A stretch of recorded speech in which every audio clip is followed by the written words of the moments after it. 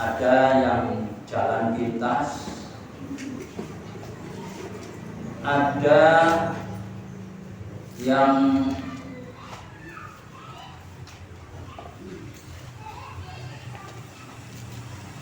istilahnya dengan mengorbankan jiwa dan raganya, menguras tenaga untuk mendapatkan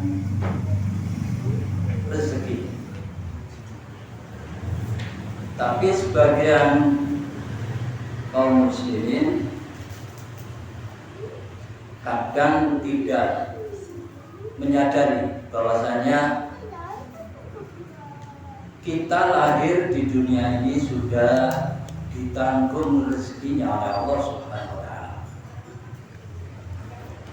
Bab ini pernah saya sampaikan agar kita semakin mantap sehingga bisa memotivasi kita dalam mencari rezeki diiringi dengan tawakal. Saudaraku yang dirahmati Allah Subhanahu wa taala, sebagaimana yang saya sampaikan tadi, rezeki kita ketika kita lahir di dunia ini sudah ditanggung rezekinya oleh Allah Subhanahu wa taala.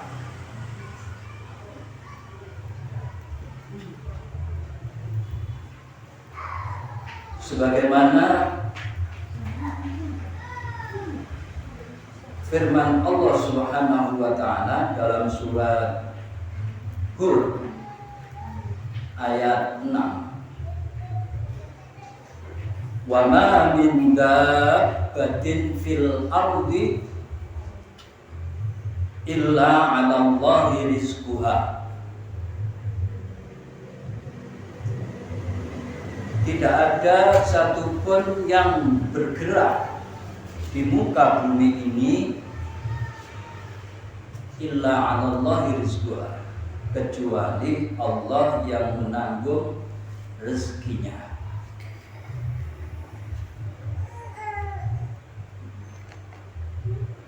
Jadi kalau kita merenungkan ayat yang disampaikan, firman Allah yang disampaikan Allah Subhanahu wa taala ini,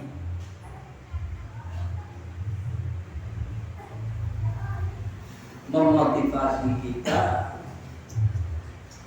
mendoktrin kita agar kita tawakal. Sehingga dalam beraktivitas, ikhtiar, bekerja, berusaha, tidak melampaui batas. Artinya bisa membagi waktu, kapan waktu kerja dan kapan waktu ibadah. Karena sebagian orang dengan alasan mencari rezeki, mereka sebagian lupa terhadap zat yang memberi rezeki, sehingga istilah peribahasa Jawa das gawe sikil, sikil gawe ndas. Artinya dalam rangka mencari rezeki tidak kenal waktu, bahkan saking sergepin oleh rezeki sampai-sampai ibadah pun ditinggal. Nauzubillah.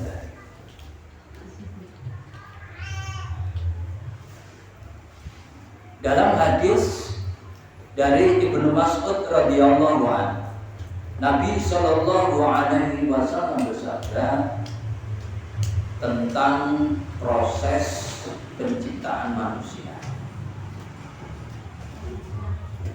summa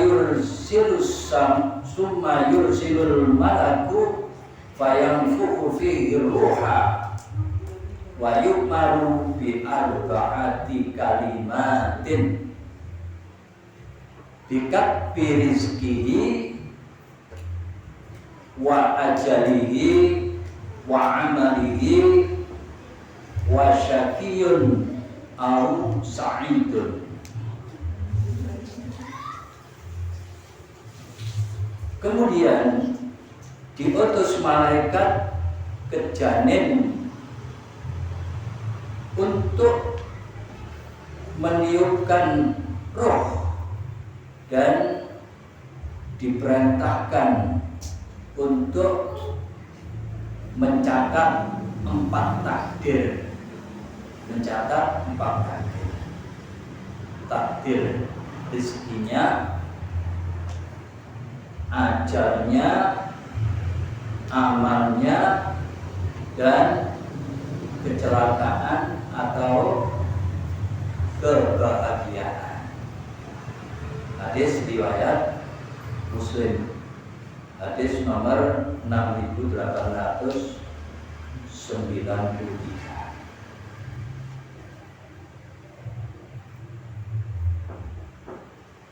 Turunan dari prinsip ini bahwa siapapun anggota keluarga yang nafkahnya menjadi tanggung jawab kita, karena kita sebagai suami, sebagai ayah, sebagai kepala rumah tangga, maka kita punya tanggung jawab terhadap istri, anak-anak kita, sampai kepada orang tua kita.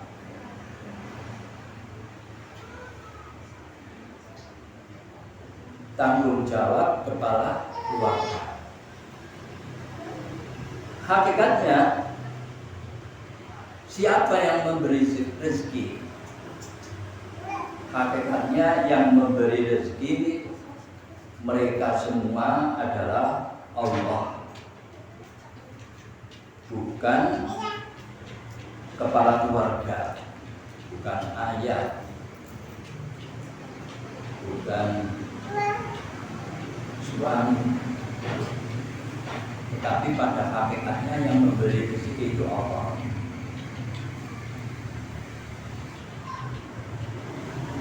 Hanya saja kepala keluarga, suami sebagai pelantara untuk rezeki Allah, untuk rezeki yang Allah berikan bagi anak-anaknya, pada istri, sampai pada orang tua. Bagian dari hikmah Allah semua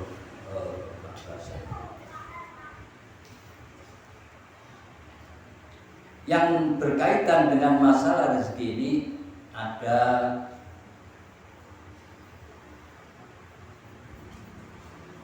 kisah. Ada seorang laki-laki yang punya keluarga besar. Artinya keluarga besar itu anaknya banyak. Dia banyak mengeluh karena hidupnya serba kekurangan, pas-pasan. Suatu ketika orang laki-laki ini, yaitu kepala keluarga ini, menghadap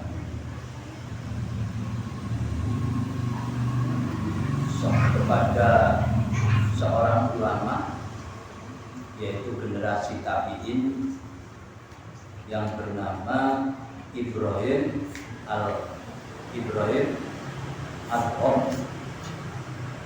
bin Adham, seorang ulama generasi tabi'in setelah para sahabat. Menyampaikan seorang laki-laki ini keluh kesahnya dalam mencukupi keluarganya, ya, yang namanya hidup pas-pasan. Intinya orang ini mengeluh dengan kekurangan untuk memenuhi keluarganya. Kemudian Syekh Ibrahim bin Adham ini menyampaikan kepada orang laki-laki ini, ib'as ilayya,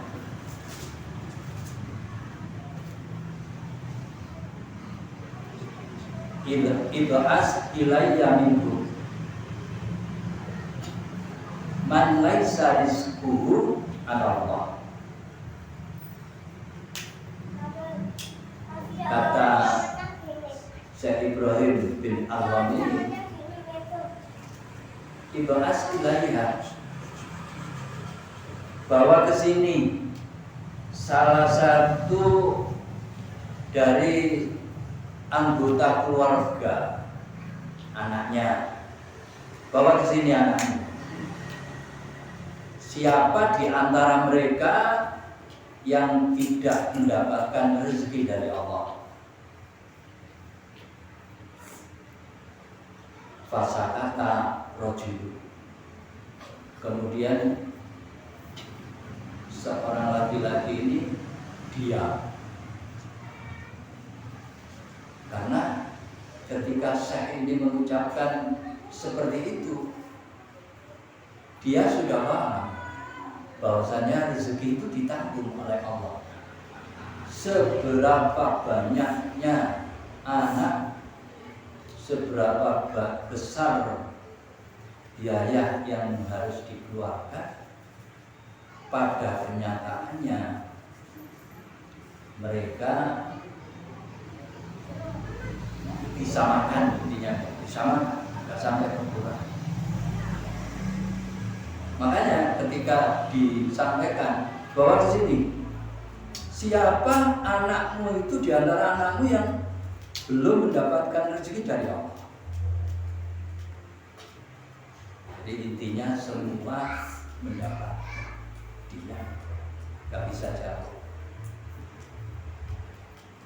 Itulah suatu bukti bahwasanya rezeki itu ditanggung oleh Allah Subhanahu wa Ta'ala.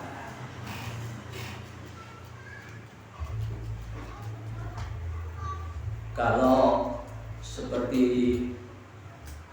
yang terjadi pada orang laki-laki ini, saya ingat di masa kecil. Jadi kalau dibandingkan masa kecil saya pribadi dibandingkan dengan sekarang, rezeki itu menurut pengamatan lebih melimpah sekarang daripada dulu. Jadi dulu itu masa kecil itu makan itu ya satu hari kadang 2 kali. Makan nggak seenak sekarang, lauk pauknya segala macam. Kalau dulu itu ya tempe-tempe diwakari. Tapi dibanding kalau sekarang kan lebih melimpah rezeki sekarang. Kalau dibanding dulu, apalagi ditarik ke belakang di zaman mbah-mbah dulu. Ada yang cerita mangan itu sego dicampur berewul, kalau iwake Wis enak saiki wis.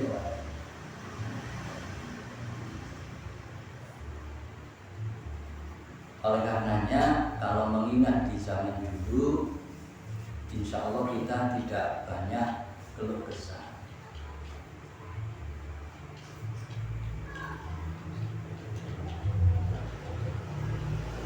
Nah, prinsip ini tidak mengajarkan agar kita berpangku tangan dan diam tidak bekerja. Maksudnya kita meyakini itu adalah sebuah prinsip bahwasanya rezeki itu ditanggung Allah. Tapi jangan dipahami kita istilahnya leleh, enggak ikhtiar. Ya, bukan begitu. Ada orang-orang yang malas itu suka kerja. Rezeki tanggung Allah bisa. Dia malas-malasan. Usulnya nyambut gawe, dia turu. Si isu turu.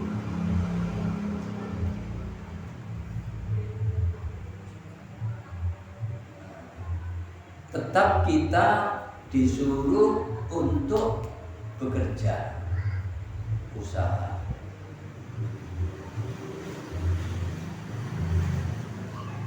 Untuk membantah mereka yang beralasan rezeki tanggung Allah, tahu pemoyo-moyo itu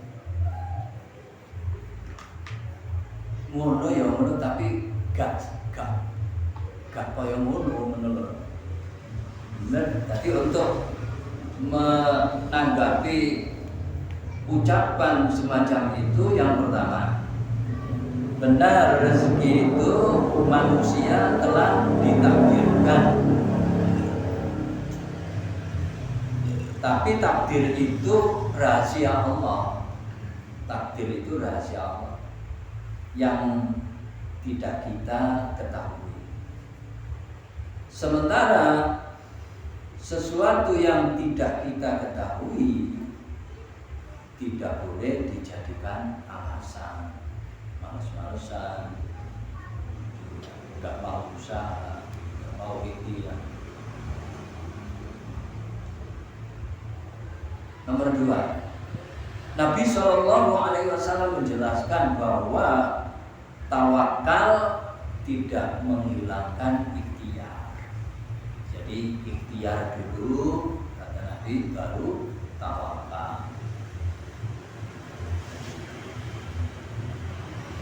Usaha untuk mencari rezeki, ikhtiar usaha untuk mencari rezeki. Nabi SAW bersabda, "Lau annakum tawakkaltum 'ala Allah haqqa tawakkulihi la razaqakum kama yarzuqut tayra tardu himasan wa taruhu biqanan." Yang artinya, seandainya kalian tawakal kepada Allah dengan sebenar-benar tawakal, niscaya Allah akan memberi rezeki kepada kalian. Sebagaimana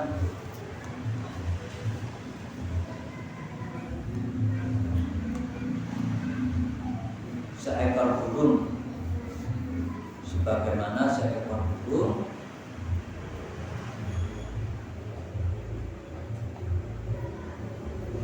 yang keluar pada pagi hari dalam keadaan lapar, lalu sore harinya pulang dalam keadaan kenyang.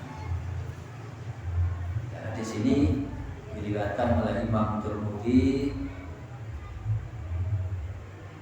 Ibnu Hibban, dan dihasankan oleh Syu'aib Al-Arnaud.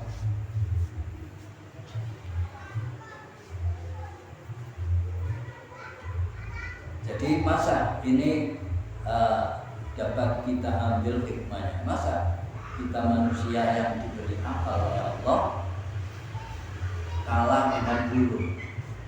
Nah, dulu lagi di masa kecil, karena sekarang nggak kelihatan.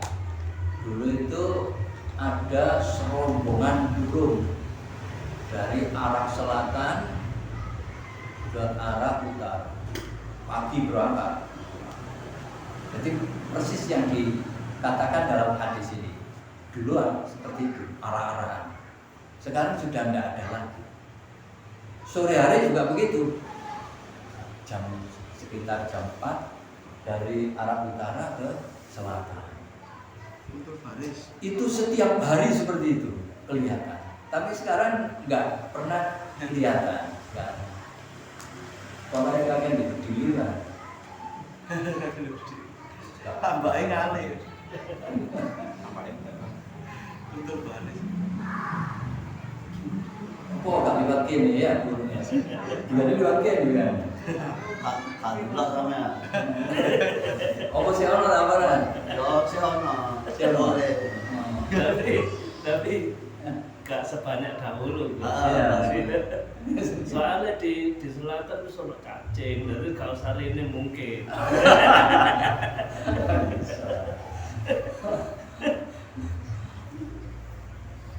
Kita lanjutkan. Imam Ahmad menjelaskan hadis ini tidak menunjukkan bolehnya berpangku tangan tanpa berusaha. Bahkan padanya terdapat perintah mencari rezeki. Karena burung tatkala keluar dari sarangnya di pagi hari demi mencari rezeki. Ini burungnya ikhtiar mencari rezeki. Kemudian alasan yang ketiga, berharap rezeki namun tidak mau bekerja, termasuk pengingkaran terhadap hikmah Allah. Termasuk pengingkaran terhadap hikmah Allah. Bagian dari hikmah Allah, semua akibat didahului dengan sebab. Ini berlaku pada makhluk Allah, pada manusia. Tidak berlaku kepada Allah. Kalau Allah hanya mengucapkan kun fayakun, kun fayakun, sebagaimana disebutkan dalam surat Yasin ayat 82. Innama amruhu idza arada syai'an ayyaqula lahu kun fayakun. Sesungguhnya apabila Allah Subhanahu wa taala menghendaki sesuatu, hanyalah berkata kepadanya jadilah, kun, jadilah, fayakun, maka jadi. Ini berlaku untuk Allah, tidak berlaku untuk manusia. Kalau manusia harus prosesnya harus melalui sebab akibat. Sebab kita bekerja keras, akhirnya kita bisa sukses. Sebab kita berusaha dengan sungguh-sungguh, akhirnya berhasil. Nanti melalui sebab dulu. Sebab itu ikhtiar, baru akibat.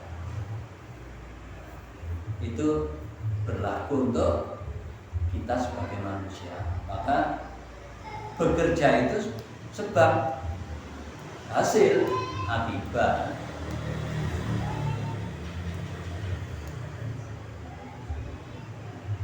Manusia yang berharap kaya tanpa usaha, seharusnya dia ingat bahwa dirinya bukan Tuhan yang bisa menciptakan kejadian tanpa melalui proses.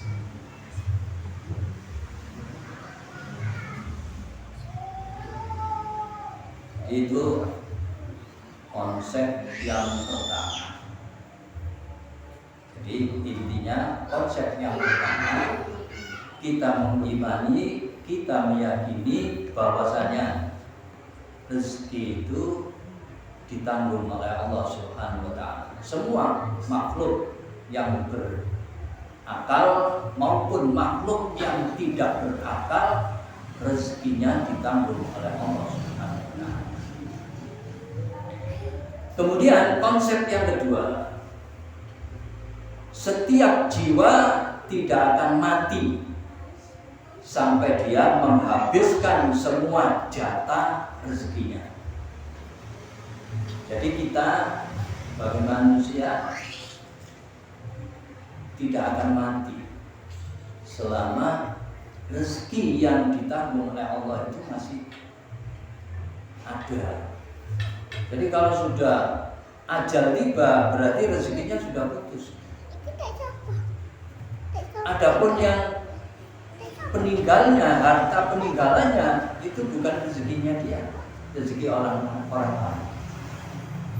Rasulullah Shallallahu Alaihi Wasallam bersabda, Ayyuhan nas, inna ahadakum la yamuta hatta yastakmila rizqah, fala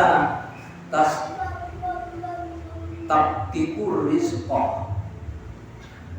Ittaqullaha ayyuhan nas wa ajbilu fi talabi, khudhu ma halla wa da'u ma haruma. Yang artinya sabda Nabi, wahai sekalian manusia, sesungguhnya kalian tidak akan mati sampai sempurna jatah rezekinya.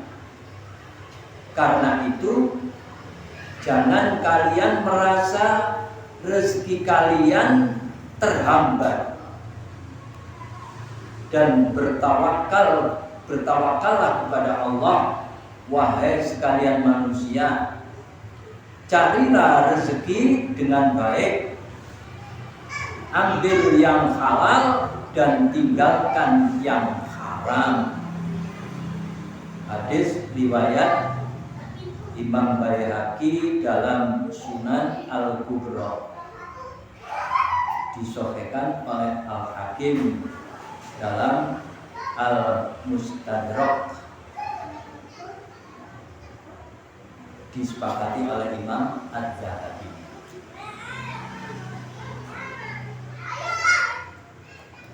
Prinsip ini yang disampaikan oleh Nabi memberikan pelajaran bagi kita. Pelajaran yang pertama, siapapun yang hidup pasti diberi jatah rezeki oleh Allah Subhanahu wa taala sampai dia wafat, sampai dia mati. Pelajaran yang kedua, semiskin apapun manusia, dia tidak akan mati sampai jatah rezekinya habis. Jatah rezekinya habis. Yang ketiga, pelajaran yang ketiga dari hadis Nabi ini, sebanyak apapun penghasilan manusia, dia tidak akan mampu melampaui jatah rezekinya.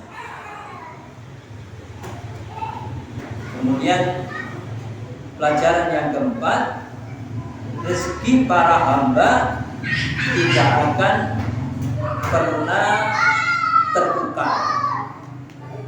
Nah, ini perlu ditanamkan pada diri kita, sehingga kalau kita sudah tertanam dan meyakini bahwa rezeki kita tidak akan tertukar, kita tidak akan merasa hasad terhadap saudara kita. Kita akan merasa iri karena rezeki sudah dijatah oleh Allah, dan kita akan terbuka.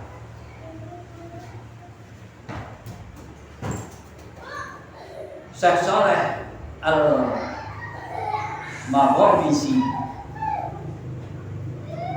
dalam sebuah ceramahnya bercerita, ada seorang lelaki jatuh ke dalam sumur. Ia pun berteriak minta tolong, lalu berhasil mengeluarkan orang itu dari sumur dalam keadaan selamat. Seseorang menyodorkan kepadanya segelas susu untuk diminumnya dan menenangkan keadaannya.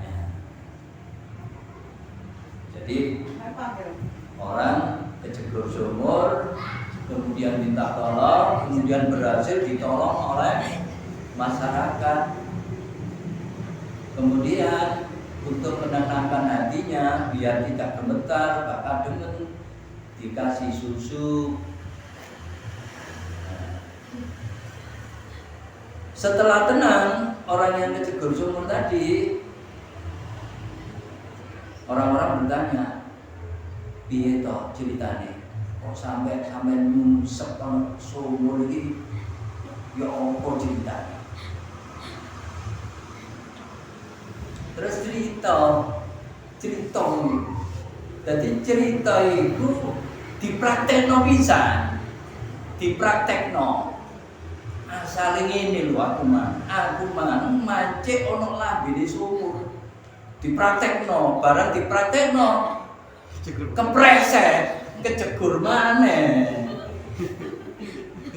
Barang kejegur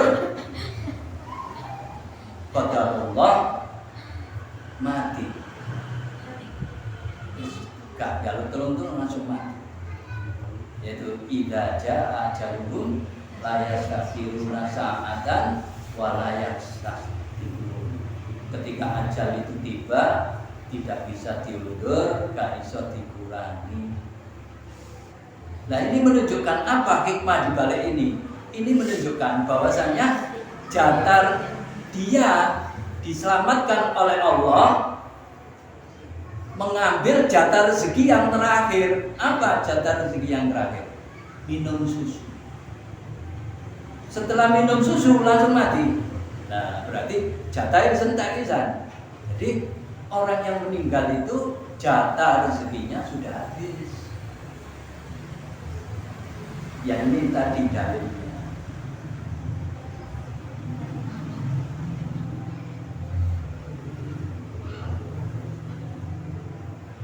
Jadi orang itu diselamatkan oleh Allah karena masih tersisa jatah rezekinya di dunia, yakni 1 gelas susu untuknya. Maka setelah jatah rezekinya disempurnakan untuknya, ia terjatuh di tempat yang sama kemudian mati. Namun Anda perlu membedakan antara hidup dan gaya hidup. Hidup dan gaya hidup. Harta seberapapun akan cukup untuk hidup, karena sudah dijatah rezekinya. Seberapapun akan cukup untuk hidup. Sak melarat-melarate tetap cukup kanggo samurip. Akan tetapi harta sebanyak apapun tidak akan mencukupi untuk menutupi gaya hidup. Jadi karena orang banyak keluh kesah, kakean ngersula, polahe nuruti gaya hidup. Sabenere kanggo nyandang, kanggo mangan iku cukup.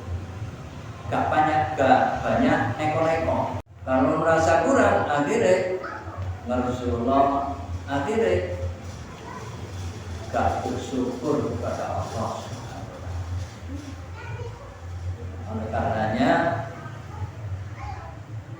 kita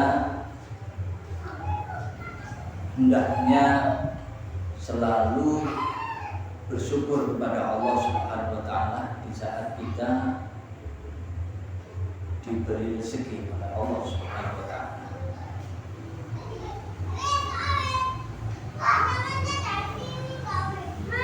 Oleh karenanya waspadalah dengan penyakit istiqtoh. Penyakit istiqtoh telah disinggung dalam hadis dari Jabir radhiyallahu an, Rasulullah sallallahu alaihi wasallam bersabda, "Ayyuhan nasu inna ahadakum la yamuta hatta yastakmila rizqahu fala yastabtikur rizqahu fala tastabtikur rizqahu." Artinya Rasulullah bersabda, wahai sekalian manusia, sesungguhnya kalian tidak akan mati sampai sempurna jatah rezekinya. Karena itu jangan kalian merasa rezeki kalian terhambat. Jadi istiqtoh terhambat.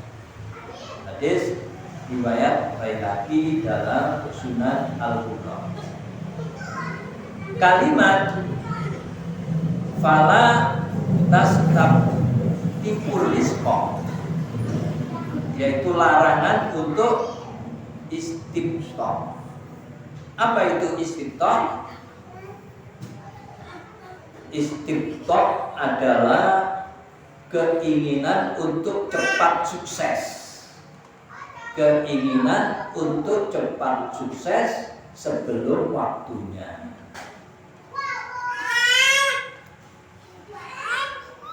Betapa banyak manusia yang terjangkiti penyakit ini, ingin cepat sukses sebelum waktunya. Bisa jadi ini penyebab terbesar manusia melakukan pelanggaran syariat dalam mencari rezeki. Belum saatnya punya rumah tapi nekat KPR. Artinya KPR itu pinjam uang riba, pinjam bank. Belum saatnya memiliki kendaraan namun nekat leasing riba. Belum saatnya tender diloloskan lalu menggunakan sogok agar menang tender. Belum saatnya keterima kerja namun rela melakukan suap agar bisa diterima. Ingin cepat memiliki dunia sebelum waktunya, akhirnya harus melanggar aturan syariat. Ini sering kita jumpai. Saudaraku yang dirahmati oleh Allah Subhanahu wa taala. Kemudian yang ketiga, konsep rezeki dalam Islam, yaitu hakikat dari rezeki. Hakikat dari rezeki. Hakikat rezeki itu, hakikat rezeki manusia ada dua. Yang pertama hakikat kauniyah dan yang kedua hakikat syar'iyah. Sebelum saya sampaikan ada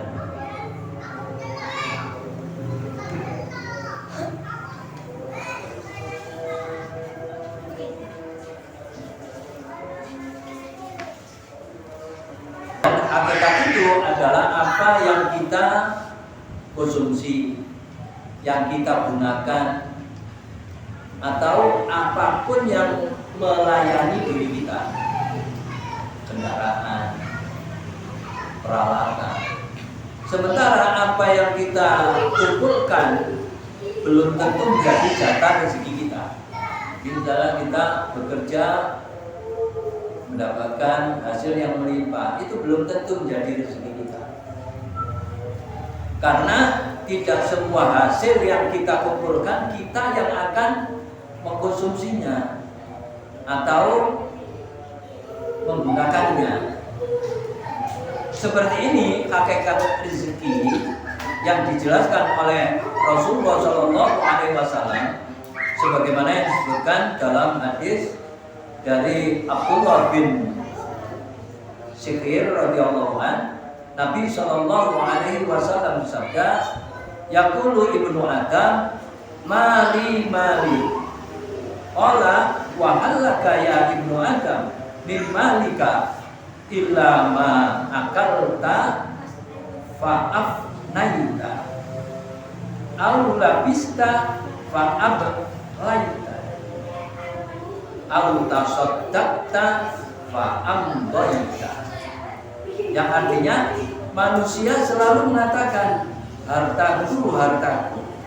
Padahal hakikat dari hartamu, wahai manusia, hanyalah apa yang kamu makan sampai habis, apa yang kamu gunakan sampai rusak, dan apa yang kamu sedekahkan sehingga tersisa di hari kiamat. Hadis riwayat Ahmad, Imam Muslim dan yang lainnya. Karena itu, sekaya apapun manusia, sebanyak apapun penghasilannya, dia tidak akan mampu melampaui jatah rezekinya. Orang yang punya 1 ton beras, dia hanya akan makan sepiring saja, walaupun berasnya banyak. Orang yang memiliki 100 mobil paling dasar, dia hanya memanfaatkan 1 mobil saja. Orang yang memiliki 100 rumah, dia hanya akan menempati 1 ruangan kecil saja, dan sedemikian seterusnya.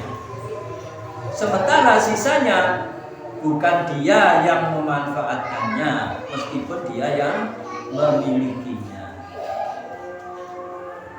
Banyak orang Jakarta yang memiliki villa di sekitar puncak atau di daerah lain, namun belum tentu dia bisa menikmatinya setiap saat, setiap pekan, bahkan belum tentu setiap bulan. Itulah. Bisa jadi Anda memiliki tabungan ratusan juta di rekening, namun pada hakikatnya yang bisa Anda manfaatkan hanya sekian persen saja untuk keperluan. Sisanya orang lain yang akan memanfaatkannya. Jadi rezeki, hakikat rezeki kaumia, ya apa yang kita gunakan, kendaraan yang kita pakai, pakaian yang kita pakai, makanan yang kita makan, tempat yang kita tempati, itu secara rezeki, hakikat rezeki itu seperti itu, secara kaum. Kemudian hakikat rezeki secara syar'i. Hakikat rezeki secara syar'i artinya semua pemberian Allah yang bisa mendatangkan manfaat di akhirat. Dengan kata lain, semua harta yang kita gunakan untuk ketaatan sehingga menghasilkan pahala bagi kita, dan nanti kita akan memanfaatkan di akhirat. Jadi misalnya kita punya rezeki, diberi rezeki yang banyak oleh Allah, kita gunakan ibadah umroh, ibadah haji, kita gunakan untuk sedekah, kita salurkan kepada pembangunan masjid, madrasah, dan lain sebagainya. Kita sedekahkan kepada fakir miskin. Itu yang akan memberi manfaat nanti di akhirat. Ini secara syariat. Makanya kalau kita menyadari hakikat rezeki yang dapat kita ambil manfaatnya, maka kita tidak akan bakhil untuk sedekah, karena pasti kita akan panen nanti di akhirat. Itu hakikat rezeki yang kita miliki. Wallahu a'lam bishawab. Hari ini yang dapat saya sampaikan, mudah-mudahan bermanfaat. Barangkali ada yang perlu disampaikan oleh kita yang berkaitan masalah rezeki.